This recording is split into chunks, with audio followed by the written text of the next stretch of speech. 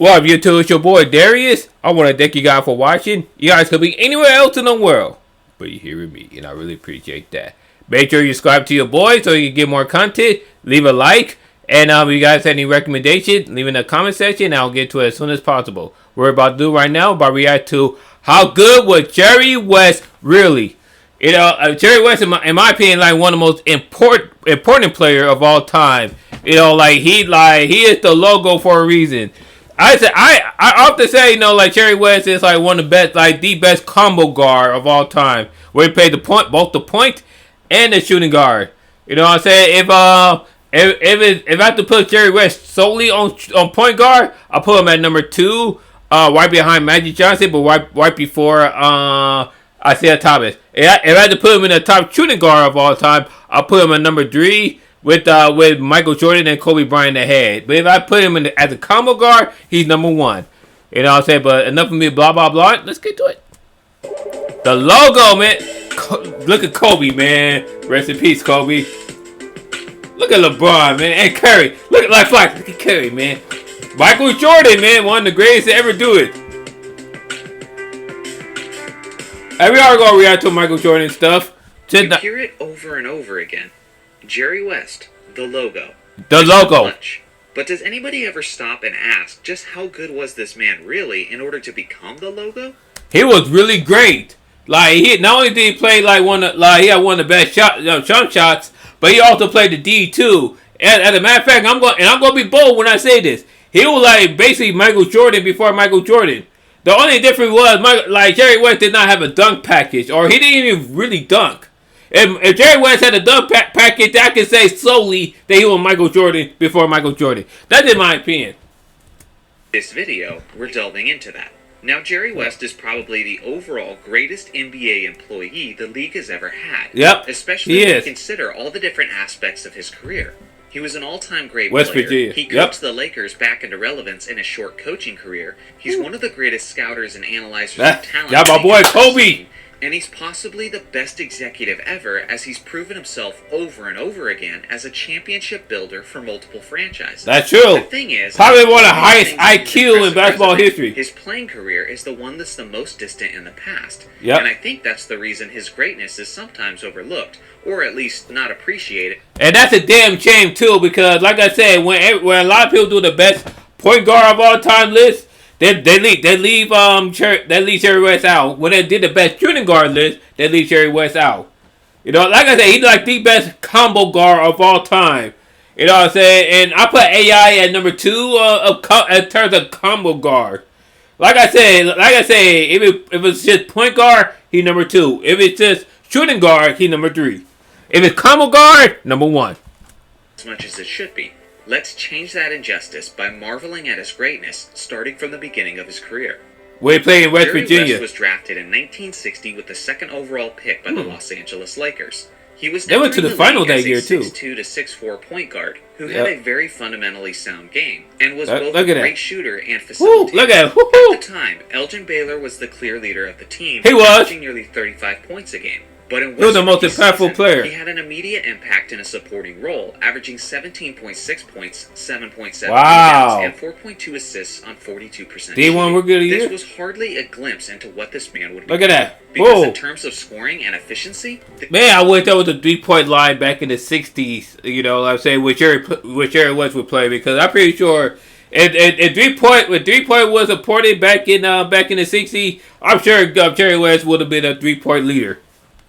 Well below the numbers he would become accustomed to. Okay. In his sophomore season in the league, he would have his chance. Look at that. Beautiful mid-range, too. Elgin Baylor spent much of his time that year serving in the military, missing roughly half the games that year. With Elgin often unavailable, West had to take more of a leadership role in a greater portion of the team's offense. And even as a 23-year-old in only his 2nd year, West did a remarkable job, averaging 30.8 points, 7.9 rebounds, and 5.4 assists on 44.5% shooting. If the Most Improved Player award had been a thing during that year in history, then Jerry almost certainly would have won it. Oh yeah, definitely. With the punch of West and Baylor firmly established, they both earned nicknames that complemented one another's game, given by the great Laker commentator Chick Hearn.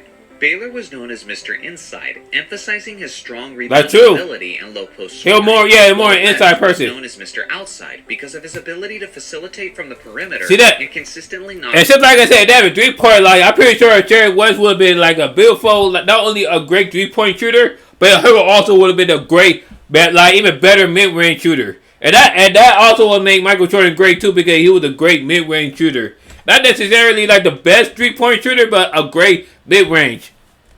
And that's what I want to base my game on, to the mid-range. Dynamic duo, they made it to the NBA Finals in only West's second season, and pushed a far more talented Boston Celtics team to a 7th game before ultimately coming up short. This year in the finals, the Celtics were loaded with all-time greats. That's true. Bill Russell, Bob Cousy, Tommy Heinsohn, and Sam Jones. Rest in peace to Sam Jones.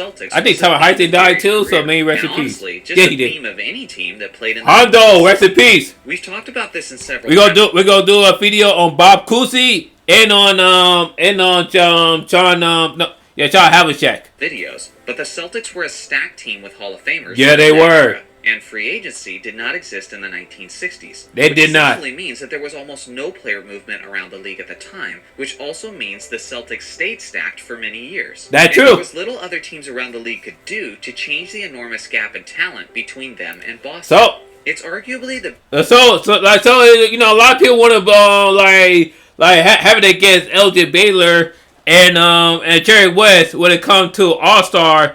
Not All-Star. When it comes to having losing record in the NBA Finals, but consider that just as Johnny Arnett said, considering that considering that the Celtics just had a much better team, they had a much better team overall in all these years, and there were not much that the Lakers could do. That still does not change the fact that Jerry West and LJ Baylor were two of the greatest players of all time. Even by today's standard. This contributing factor into why the Celtics won 8 straight championships in the 60s. That and because Bill Russell is a badass and deserves a lot of credit for it. He was. The reason why I'm explaining this is because Jerry West went to the finals 9 times and only won it all once. That's sad. The man that's known as Mr. Clutch is also 1-8 in the NBA Finals. It's because the lack of free agency and player freedom that the 1960s, more so than any other era of NBA history, was a time where players stayed put with their franchises. That's true. I wouldn't say that they were more loyal to their teams during that era. Probably not. They were trapped. Jerry West was almost always clutch down the stretch and a big game performer, regardless of the fact that his losses were often at the hands of a team with plenty of all-stars. That's true.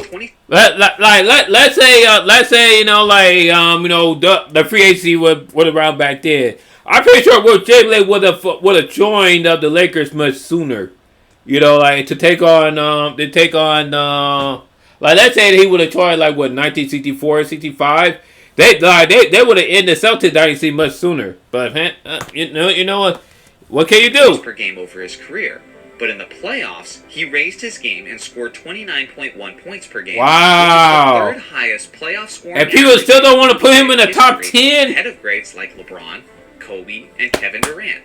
The playoffs are where games slow down and where more elite defense is represented. That's true. More often than not, players average less points in the playoffs. Ooh. But then there are guys like Jordan, LeBron, Kobe, and Jerry West, who gave even more production when it mattered most. They did. Staying on the clutch thing for a minute, but to go along with the numerous game winners over his career, Jerry had some of the most ridiculous playoff runs of all time. Like in 1965, where West averaged a stupid 40.6 points per game. Wow. And they still don't want to put him in the top 10. 40.6.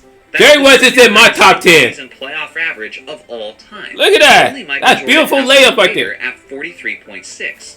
But I would argue that Jordan's... See that? I keep telling people, Jerry West was basically Michael Jordan before Michael Jordan. As a matter of fact, he basically was Michael Jordan without the dunk package. If Jerry West just only had the dunk package, and of course, if they allowed the 3-point line back then, unstoppable. We might even say Jerry West might be the GOAT. But hey, didn't even count since MJ did his in only a 3-game series when they were swept by the Celtics. Well, that way he scored 63 points against the Celtics. A stacked Celtics too. 11 games to 3. Jerry's is clearly more impressive. He also had one of the greatest NBA finals ever in the 1969 season. So that way he hit that half-court shot. Well, enough to be the only finals MVP in NBA history to win the losing team. I feel like they should bring that back, like, you know, have a most valuable player like from a losing team. If that was the case in 2008, yeah, 2008, that would have gone to Kobe. In like 2015 or 2017, even probably would have gone to LeBron. You know, things like that. That epic 7-game series, he averaged 37.9 points, 7.4 assists, and 4.7 rebounds on 49% shooting. He nearly carried his Lakers to beat that Celtics team, as the Lakers' next best contributor offensively was Elgin Baylor, who averaged less than 20 points per game over that series and shot under 40% from the field. I think y'all when Elgin Baylor was going down his prime. West set the tone and scored 43 points in a 2-point victory. 53 points. In the final and deciding game of that series, West dropped 42 points in a 2-point loss. Damn! With just a tiny bit more help, Jerry's legendary performance would have earned him another championship. Jerry could also beat you in multiple ways. In 1970, he led the league in scoring with 31.2 points per game. And just 2 years later, he led the league in assists with 9.7 per game. Wow. Jerry was a consistent force. He was! He played a total of 14 years in the league and was named an All-Star every single one of those years. He also made 12 All-NBA teams. Something I almost never hear mentioned is how great of a defender he was as well. That's true. Logo made 5 all-defense teams in his career. Woo-hoo, look at that. That's a beautiful steal right there.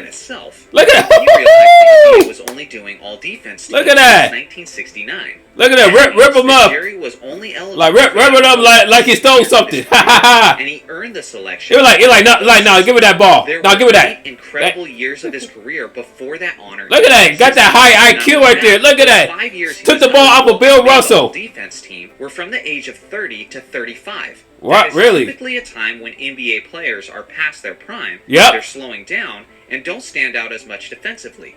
But clearly, Jerry West was an exception.